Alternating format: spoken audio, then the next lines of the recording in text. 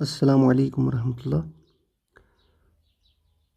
Dear students, कल के lecture में हमने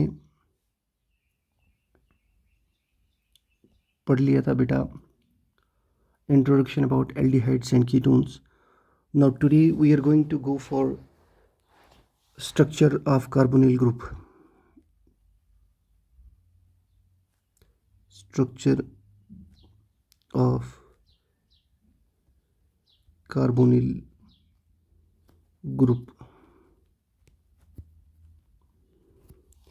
जैसा कि आपको पता होगा कल बेटा हमने कल पढ़ लिया था कि एल्डिहाइड्स, कीटोन्स और कार्बोक्सिलिक एसिड्स जो है उनके अंदर कॉमन स्ट्रक्चर क्या है, स्ट्रक्चरल एट्रीब्यूट्स क्या है कि उनके अंदर एक कार्बोनिल ग्रुप प्रेजेंट होता है बेटा। So let us draw the structures first. Aldehydes की अगर बात करें बेटा, एल्डिहाइड्स तो उनका बेसिक स्ट्रक्चर होता है RC double bond O single bond H, right.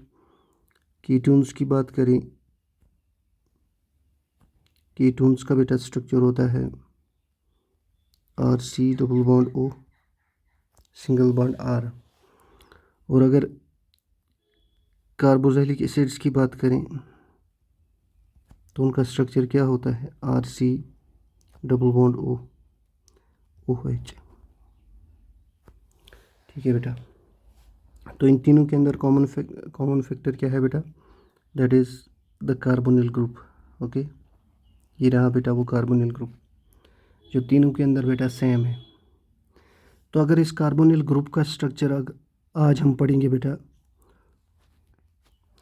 इस कार्बोनिल ग्रुप के स्ट्रक्चर के बारे में थोड़ा सा ध्यान ये रखना है बेटा कि असल में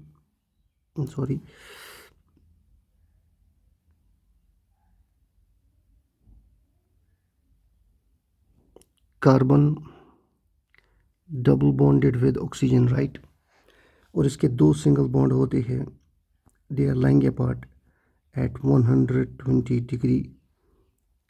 सो यहाँ पर भी इस सिंगल और डबल बॉन्ड के दरमियान बॉन्ड एंगल होता है बेटा 120 degree. Likewise the below angle is 120 degree. So कुछ ऐसी बात हो गई है जिसकी वजह से तीनों एंगल्स क्या है बेटा, सेम। अगर बात करें बेटा कार्बन की, जो कार्बन जिसको हम कार्बोनिल कार्बन भी कहते हैं, कार्बोनिल कार्बन बेटा, इसके बारे में बात ये है कि इसकी हाइब्रिडाइजेशन है बेटा sp2। ठीक, दूसरी बात अगर ऑक्सीजन की करें तो ऑक्सीजन को दो बॉन्ड्स हैं और दो लोन पेयर्स भी है बेटा। तो कार्बन की जब हाइब्रिडाइजेशन sp2 हो गई है बेटा, तो sp2 हाइब्रिडाइजेशन मीन्स कि एक s ऑर्बिटल इन्वॉल्व हुआ है और दो p ऑर्बिटल इन्वॉल्व हो गए। कौन कौन सा, p के 3 ऑर्बिटल रहते हैं मेरे बेटा, तो एक है px, दूसरा है py, तीसरा क्या है pz। तो ये दोनों सेकेंड शेल के हैं बिकॉज कार्बन की दूसरी शेल ही वैलेंस शेल है। So this is 2s 2px 2py 2pz। इसमें 2s और 2px और 2py ये तो पता ही है आपको, ये दोनों हाइब्रिडाइज होके बेटा कौन सी हाइब्रिडाइजेशन ला रही हैं, sp2। तो रह क्या गया, pz ऑर्बिटल अनहाइब्रिडाइज्ड रह गया, अनहाइब्रिडाइज्ड, p ऑर्बिटल अनहाइब्रिडाइज्ड रह गया बेटा, कौन सा, 2pz कार्बन का। अब बात यह है कि ये जो डबल बॉन्ड है कार्बन और ऑक्सीजन के दरमियान, ये तो आपको पता ही है मेरे बेटा, ये डबल बॉन्ड जो है एक होता है सिग्मा, दूसरा क्या होता है pi. Sorry, so this sigma and this pi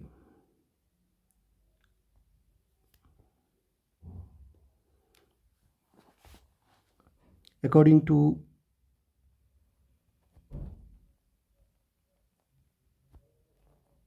molecular orbital theory, molecular orbital theory, molecular orbital theory के एतबार से बेटा सबसे बड़ी बात यह है कि जो sigma bond between carbon and oxygen है, बिटवीन कार्बन एंड ऑक्सीजन, जहाँ पर कार्बन ऑक्सीजन क्या है, डबल बॉन्ड है बेटा, ये वाला बॉन्ड, ये कार्बन और ऑक्सीजन का डबल बॉन्ड जो है, इसमें एक होता है सिग्मा, वो तो पता ही है आपको, जैसा कि मैंने यहाँ ऊपर बताया कि इस सिग्मा बॉन्ड में, ये सिग्मा बॉन्ड फॉर्म कैसे हो गया है, इसमें पता ही है आपको कि एक कार्बन का जो है वो sp2 हाइब्रिडाइज्ड ऑर्बिटल है, हाइब्रिडाइज्ड ऑर्बिटल है बेटा। और रही बात किसकी, ऑक्सीजन की, अगर आप ऑक्सीजन में ध्यान दे दोगे, ऑक्सीजन का क्या है, यहाँ ध्यान देने की ज़रूरत है, एटॉमिक नंबर क्या है 8, तो कन्फिग्रेशन क्या है इसमें उनको 1s2 2s2 2p4, यानी इसकी सेकंड शेल में बेटा कितने इलेक्ट्रॉन है, पी के सब शेल में बेटा 4, यानी वैलेंस शेल में total 6 electron, because this 2s and 2p they correspond to L sub L shell and total they contain 6 electron and requirement कितनी है बेटा, requirement है बेटा 2, कि अगर इसको 2 मिल जाए तो इसकी सेकंड शेल कंप्लीट हो जाए। और अगर आप देख भी सकते हैं कि P के अंदर 6 होनी चाहिए, लेकिन P के अंदर कितने हैं 4, तो मेरे बेटा 4 से 2 अगर मिल जाए तो बेटा इसके 6 इलेक्ट्रॉन कंप्लीट हो जाएंगे। तो सारा मामला अब सेकंड शेल का नहीं है, सारा मामला अब सेकंड शेल की पी सब शेल का है। चलो इस पी सब शेल को ड्रॉ करेंगे बेटा कि ये 2p है, 2px 2py and 2pz, 2px 2py and 2pz, इसके 4 इलेक्ट्रॉन है अकॉर्डिंग टू हुंड्स रूल। पहले 3 ऑर्बिटल में 3 इलेक्ट्रॉन जाएंगे, चौथा जाएगा 2px के अंदर। अब इसके पास सिर्फ 2 ही ऑर्बिटल है जो हाफ फिल्ड है, जो बॉन्डिंग में पार्ट ले सकते हैं। तो सिग्मा बॉन्ड जो बनेगा कार्बन के sp2 हाइब्रिडाइज्ड ऑर्बिटल से बनेगा, और बेटा जो बनेगा 2py से, तो मैं यहाँ पर लिखूँगा according to molecular orbital theory, जो sigma bond between carbon and oxygen है, उसमें कार्बन का क्या होता है बेटा, उसमें कार्बन का होता है sp2 हाइब्रिडाइज्ड ऑर्बिटल, और ऑक्सीजन का क्या है एटॉमिक पी ऑर्बिटल, और वो यहाँ पर लिखने की भी ज़रूरत नहीं है, वो कौन सा है, वो py है बेटा। चलो लिख भी सकते हैं 2py ऑर्बिटल है, एटॉमिक 2py ऑर्बिटल, क्योंकि यहाँ पर ऑक्सीजन की हाइब्रिडाइजेशन नहीं हुई है।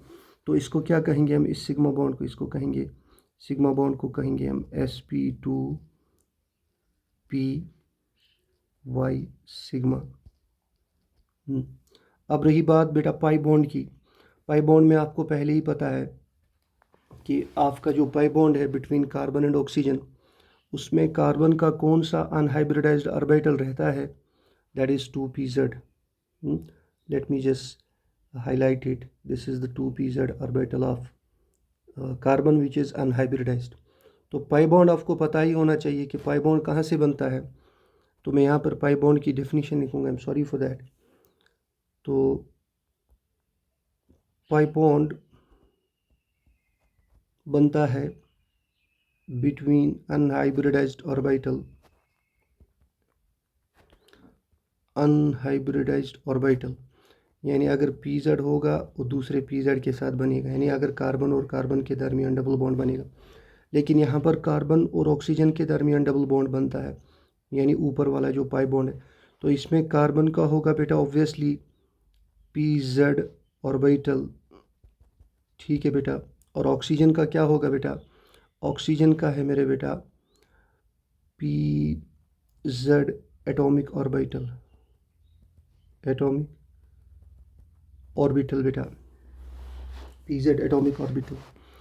तो बेटा अगर इसकी हम स्ट्रक्चर बनाएंगे, ओवरऑल व्यू अगर इसकी देखेंगे बेटा, तो सबसे पहले हम थोड़ा सा कलर चेंज करके इसको स्मार्ट व्यू के अंदर देखेंगे। ओवरऑल व्यू मैं लिखूँगा बेटा यहाँ पर, ओवरऑल व्यू,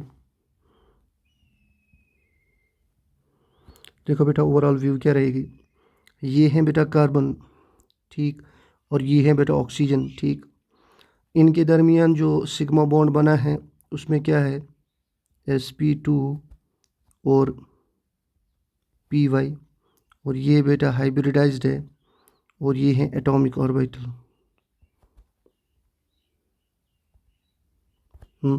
और उसके बाद बना है बेटा पाई बॉन्ड, और वो बना है pz, अनहाइब्रिडाइज्ड है, और यहाँ पर भी pz इस्तेमाल हुआ है, वो है बेटा एटॉमिक ऑर्बिटल, ठीक। और ये जो तीन है यहाँ पर दूसरे दो बॉन्ड्स यानी कार्बोनिल ग्रुप जो ये हैं, इसके दूसरे साइड में दो बॉन्ड हैं, इनको भी कहेंगे हम sp2 ये बनाएंगे सिग्मा बॉन्ड्स बेटा। तो अगर बात करेंगे बेटा इस स्ट्रक्चर की, इसमें 3 सिग्मा बॉन्ड है, एक है नीचे वाला सिग्मा और 2 है इस साइड के सिग्मा बॉन्ड्स। तो बेटा ये सिग्मा 3 सिग्मा जो है, हाँ, ये एक ही प्लेन के अंदर रहते हैं, they lie in one plane. And in fact अगर इनको ऐसे थोड़ा ड्रॉ करेंगे,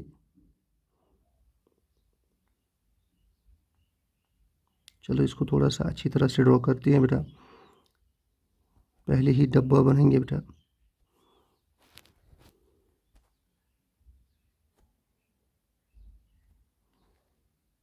ठीक। उसमें हम नीचे रखेंगे कार्बन, और यहाँ से रखेंगे बेटा ऑक्सीजन, और यहाँ से 2 सिंगल बॉन्ड्स रखेंगे बेटा। और ये तीनों के तीनों जो है वो सिग्मा हैं,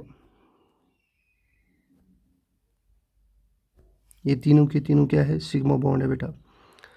और जो पाई बॉन्ड है, let us draw it with some different colour, यानी ये एक प्लेन के अंदर है, 3 sigma bonds are in one plane, 3 sigma bonds are in one plane। and about the pi bond, आपको पता ही है वो पाई बॉन्ड क्या है, वो pz ऑर्बिटल से बना है, उसका एक लोब ऊपर होगा, एक लोब बेटा नीचे होगा, और इसी तरह से एक लोब इसका ऊपर होगा और इसका एक लोब बेटा नीचे होगा, ठीक है।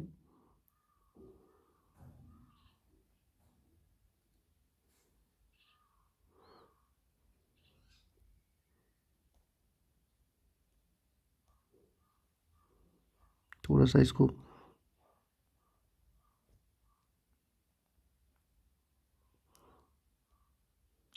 ठीक है। तो ये देखो ये p ऑर्बिटल के एक इलेक्ट्रॉन क्लाउड का लोब जो है वो ऊपर है, और इसी का एक इलेक्ट्रॉन क्लाउड का लोब जो है वो नीचे है।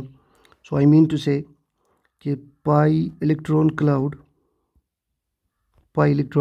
Is above and below the plane of sigma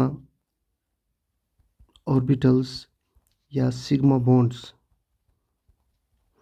कि सिग्मा बॉन्ड जो है उनका प्लेन एक है, और बल्कि पाई बॉन्ड जो है, पाई बॉन्ड इज यानी पाई बॉन्ड या पाई इलेक्ट्रॉन क्लाउड जो है that is perpendicular to sigma plane, that is perpendicular to what, sigma plane. इसको ऐसे भी लिख सकते हैं, यानी ये है सिग्मा प्लेन और गुबुर इश अत म्यूचुअल परपेंडिकुलरिटी यमन दोन दरमियान, अख लोब हेर कन अख लोब बोन कन। So let's move forward. So this was about what, the structure of carbonyl group. हाँ, इसमें एक और बात का ध्यान रखना है कि इफ़ वी आर हैविंग, अगर हमारे पास है बेटा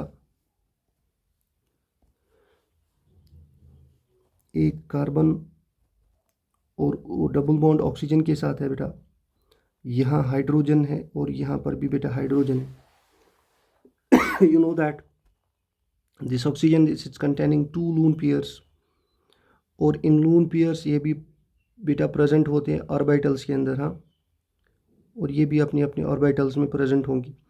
इन ऑर्बिटल्स का रिपल्सिव इफेक्ट क्या रहेगा हाइड्रोजन के इलेक्ट्रॉन क्लाउड के ऊपर, तो रिपल्जन होने की वजह से ये जो बॉन्ड होना चाहिए था 120, लेकिन ये ग्रेटर देन 120 है, इट मीन्स 121, क्योंकि रिपल्सिव इफेक्ट होता है हाइड्रोजन के ऊपर और हाइड्रोजन का जो साइज़ है वो छोटा है, इसलिए वो इफेक्ट ज़्यादा बियर करता है। तो यहाँ पर भी बॉन्ड एंगल कितना होगा 121, और यहाँ पर तो बेटा था 120, लेकिन वो 120 नहीं होगा, that has been reduce to 116 degree. That is as such explanatory कि बॉन्ड एंगल का चेंज होगा when this is the situation. अगर इस H के बजाय में अगर यहाँ पर CH3 होता तो यहाँ पर भी CH3 होता, तो ये 116 नहीं होता, although it would have managed itself to be 120, or a meager decrease in effect of bond angle would have been there.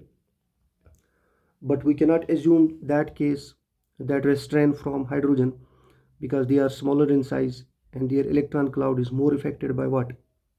It is affected by the lone pair, which has a tendency to I mean to say that repel the electron cloud of hydrogen. That's why the bond angle is 116 in case of HCH. HCH bond angle कितना होगा 116 degree in response to 120 degree. Okay, now move forward. We'll just go to the important portion, that is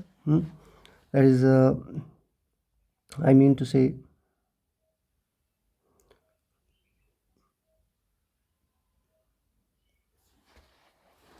nature of carbonyl group. कि जो carbonyl group का structure हमने पढ़ा, अब हम इसका नेचर पढ़ेंगे बेटा। नेचर ऑफ कार्बोनिल ग्रुप, इस कार्बोनिल ग्रुप का नेचर पढ़ेंगे बेटा। आप थोड़ा सा ध्यान में रखेंगे। सबसे पहली बात जो है, ये कार्बोनिल ग्रुप जो है ये एक डबल बॉन्ड है बेटा, और अलोंग साइड है दो सिंगल बॉन्ड्स। इसको हम सबसे पहले कहेंगे it is a hetero atomic double bond. Hetero atomic double bond, ये एक हेटेरो एटॉमिक डबल बॉन्ड है बेटा। तो इस हेटेरो एटॉमिक डबल बॉन्ड में जाहिर बात यह है कि कार्बन और नाइट्रोजन कार्बन एंड ऑक्सीजन की इलेक्ट्रोनेगेटिविटी बहुत डिफरेंट है, because they are two different atoms and they possess the difference in electronegativity. तो ऑक्सीजन की electronegativity being a group 16 element, तो इसकी ज़्यादा है कार्बन से, क्योंकि कार्बन क्या है 14 element from left to right, electronegativity increase. तो ऑक्सीजन की इलेक्ट्रोनेगेटिविटी क्या है ज़्यादा, तो उसकी वजह से असर क्या होगा कि कार्बन और ऑक्सीजन के दरमियान जो ये डबल बॉन्ड है जिसमें एक सिग्मा है और एक पाई, तो पाई इलेक्ट्रॉन क्लाउड जो है उसकी ज़्यादा टेंडिंग होगी किसकी तरफ, ऑक्सीजन की तरफ, जिसकी वजह से ऑक्सीजन पे के ऊपर क्या होगी नेगेटिव डेल और कार्बन के ऊपर पॉजिटिव डेल होगा बेटा। तो अगर हम इसको थोड़ा सा मॉलिक्यूलर ऑर्बिटल फ्रेम के अंदर भी ड्रॉ करेंगे कि अगर आप देखोगे कार्बन और कार्बन के दरमियान जो डबल बॉन्ड है और फिर यहाँ से दो सिंगल बॉन्ड है, इसका जो पाई इलेक्ट्रॉन क्लाउड होगा that will B uniformly distributed between the two atoms. तो इसका पाई इलेक्ट्रॉन क्लाउड है ना, उसके दो लोब्स ऐसे रहेंगे यूनिफॉर्मली डिस्ट्रीब्यूटेड।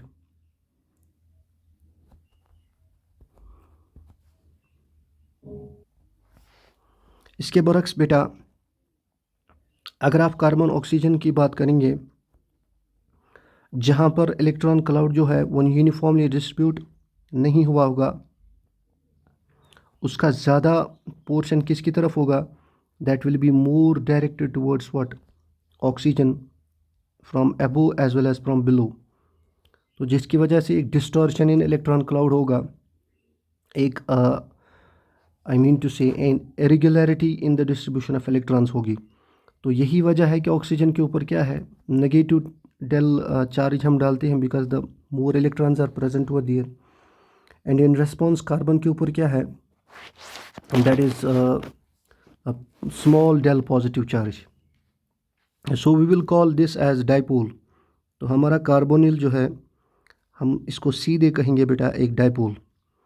तो जब हमने इसको डाइपोल कंसिडर किया तो दूसरी बात ये भी हो सकती है जो बहुत इम्पॉर्टेंट है कि इस कार्बन और ऑक्सीजन के दरमियान जो डबल बॉन्ड है तो उसका एक आई मीन टू से इलेक्ट्रॉन पाई इलेक्ट्रॉन का ट्रांसफ़र होना वो बहुत ही मुनासिब है। मुनासिब भी नहीं बल्कि it is assumed, previously assumed, कि कार्बन से इलेक्ट्रॉन किसकी तरफ जाएंगे, क्योंकि ऑलरेडी टेंडिंग है, तो आप इसको ऐसे भी दिखा सकते हो, positive and negative. Now this carbonyl which was earlier A double bond, जब अप्रोच होगा किसका, किसी भी किस्म के न्यूक्लियोफाइल का बेटा, तो ये कार्बोनिल ग्रुप कन्वर्ट हो सकता है इसके अंदर, जिसमें एक पॉजिटिव कार्बन और ऑक्सीजन नेगेटिव कन्वर्ट होगा बेटा। अब ये कार्बन जो पॉजिटिव है, that is a site for attachment of a nucleophile, so therefore it is nucleophilic site, nucleophilic site. और खुद क्या है ये, खुद एक इलेक्ट्रोफाइल है बेटा, so itself it acts as an electrophile, itself it acts as an electrophile, यानी हम इसको इलेक्ट्रोफिलिक कार्बन भी क्या है कहेंगे। तो दूसरा जो ऑक्सीजन नेगेटिव है बेटा, तो वो एक इलेक्ट्रोफाइल को क्या एक्सेप्ट भी कर सकता है, so it means it is acting as a nucleophile, it is itself acting as a nucleophile. ठीक है, तो एक कार्बोनिल ग्रुप के अंदर एक इलेक्ट्रोफाइल भी है और एक न्यूक्लियोफाइल भी है। So this will give us an important relationship between the next reactions, कि कार्बोनिल ग्रुप की जो नेक्स्ट रिएक्शंस है, यानी जो नेक्स्ट रिएक्शंस है बेटा, उन नेक्स्ट रिएक्शंस में यानी कार्बोनिल ग्रुप की वजह से जो रिएक्शन होंगी, इनफैक्ट जो एल्डिहाइड्स और कीटोन्स की रिएक्शन होंगी बेटा, उनमें सबसे ज़्यादा दखल होगा कार्बन की पॉजिटिव का और ऑक्सीजन की नेगेटिव का, या कार्बन के इलेक्ट्रोफिलिक साइट इलेक्ट्रोफिलिक कैरेक्टर की वजह से, या ऑक्सीजन की न्यूक्लियोफिलिक कैरेक्टर की वजह से। यानी एक न्यूक्लियोफाइल एक्ट करता है ऑक्सीजन, और कार्बन क्या करता है, एक इलेक्ट्रोफाइल एक्ट करता है। So they will act as what I mean to say as reactive intermediates in next reactions। और जाहिर सी बात है कि जब कार्बन एक इलेक्ट्रोफाइल है और ऑक्सीजन एक न्यूक्लियोफाइल है, तो यहाँ पर अपोजिटली चार्जड स्पीशीज़ इसके साथ ऐड होंगी, देयरफॉर एल्डिहाइड्स, कीटोन्स और कार्बोक्सिलिक एसिड्स जो बेटा है, इन तीनों के अंदर एडिशन रिएक्शंस का होना वो तो लाजमन है। Addition reactions are pre directive, addition reaction क्या है, प्री डायरेक्टिव है, बिकॉज जब कार्बन पॉजिटिव है और ऑक्सीजन नेगेटिव है, therefore they can add the oppositely charged species, therefore they will show addition reactions. Okay, now हमने बात ऊपर की थी कि जो आपका कार्बोनिल ग्रुप है that is acting as a dipole. So carbonyl group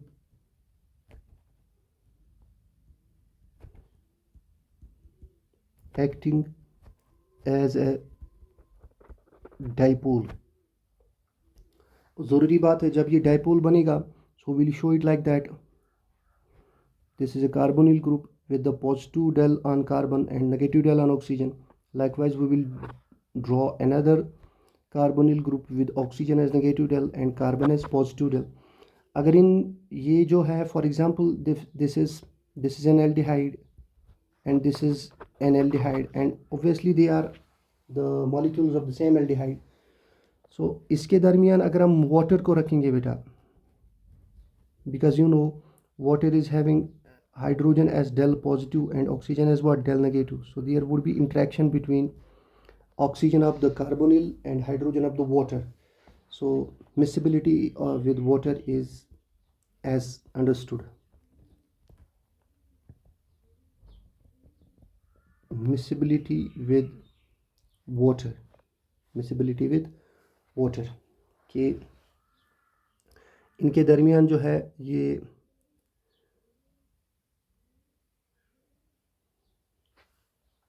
एक इंटरेक्शन है वाटर के साथ। लेकिन एक बात का ध्यान रहे कि lower members like methanol, ethanol and propanol, यानी 2 है एल्डिहाइड, एक क्या है कीटोन। तो बेटा ये मिथानल, इथानल और प्रोपेनॉन ये मिसिबिलिटी दिखाती हैं वाटर के साथ, हाँ, are miscible with water, miscible with water due to hydrogen bonding जो आपने ऊपर देखी, but higher members lack this property.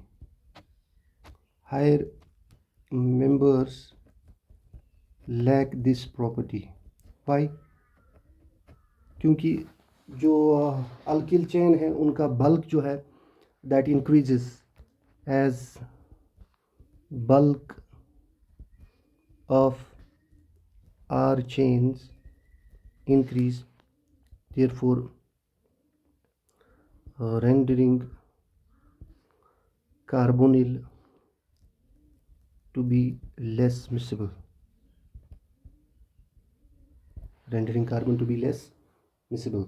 ठीक, उसकी एक वजह और भी है कि जब आपका R बड़ा है, for example this is an R group, this is R group जो बड़ा है, तो फिर 2 R ग्रुप के दरमियान यानी दो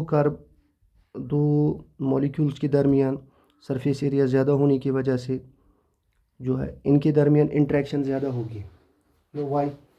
एक तो सबसे पहले कि सरफेस एरिया R की वजह से ज़्यादा है, और दूसरा आपका जो कार्बोनिल है that is already a dipole, तो देयरफॉर सरफेस एरिया ज़्यादा है तो इंटरेक्शन क्या होगी, ज़्यादा होगी।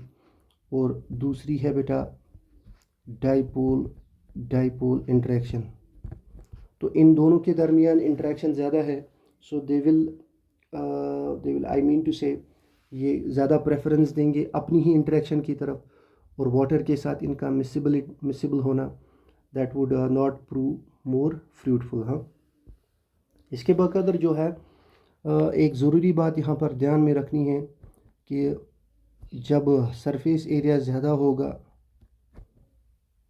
सरफेस एरिया जब ज़्यादा होगा देयरफॉर इंटरेक्शन भी क्या होगी, इंटरेक्शन भी ज़्यादा होगी, देयरफॉर बॉइलिंग पॉइंट बेटा ज़्यादा होगा, बॉइलिंग पॉइंट क्या होगा, ज़्यादा होगा।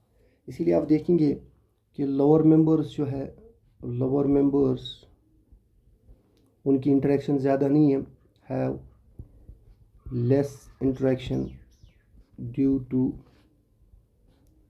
Less surface area, due to less surface area, therefore more miscible with water, more miscible with water and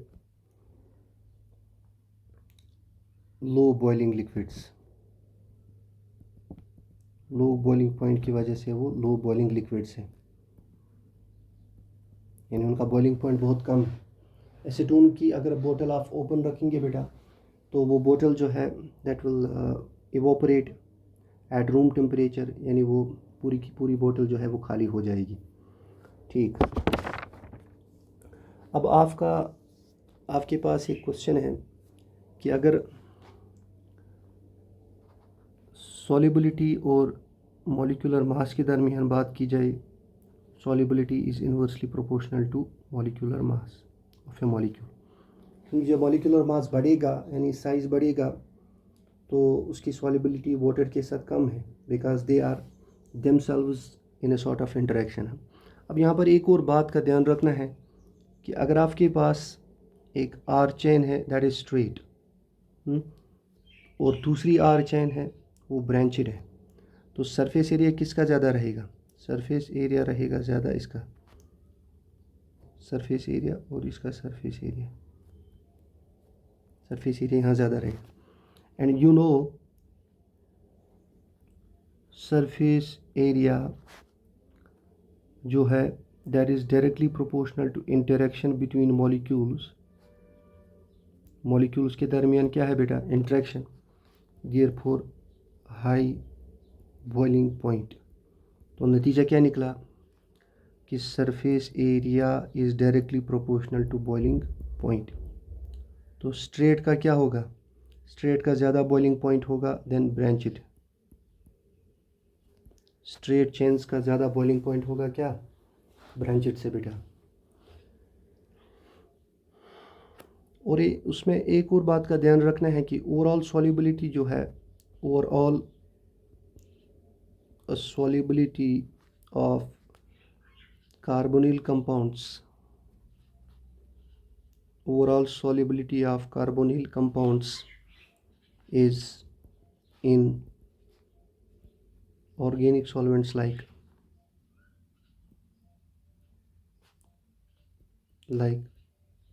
benzene, ether etc. उसके अंदर बेटा क्या है, इनकी जो है सॉल्युबिलिटी ज़्यादा है। लास्ट में इसका एक फिज़िकल स्टेट के बारे में, कि फिज़िकल स्टेट जो है,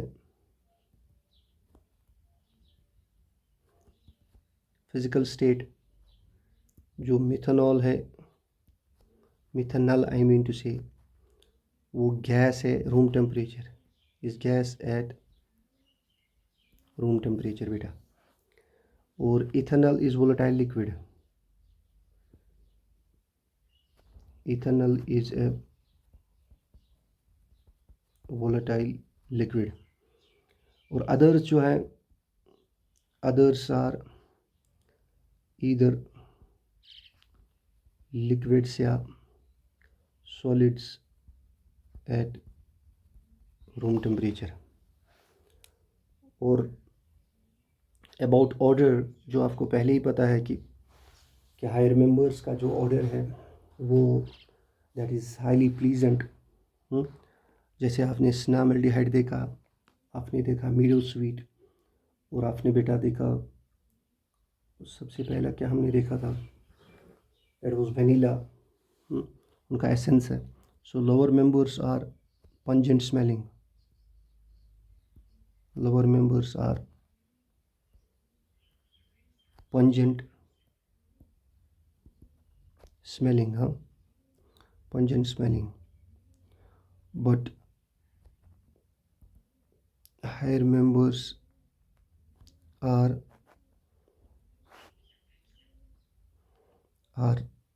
sweet smelling compounds with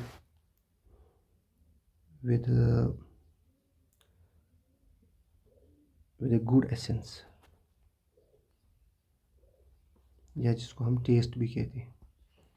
therefore जितना मॉलिक्यूलर मास इंक्रीज होगा और उतना पंजेंट कैरेक्टर क्या होगा, डिक्रीज, उतना पंजेंट कैरेक्टर डिक्रीज होगा।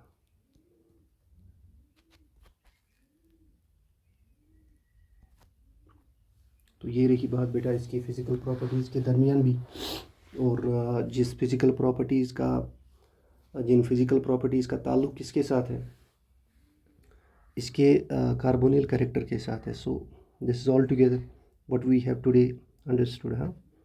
सो today this is actually the what I mean to say कि structure of carbonyl group and nature of carbonyl group, और उसके साथ हमने बेटा इसकी प्रॉपर्टीज़ भी पढ़ी, physical properties. Hope you have understood.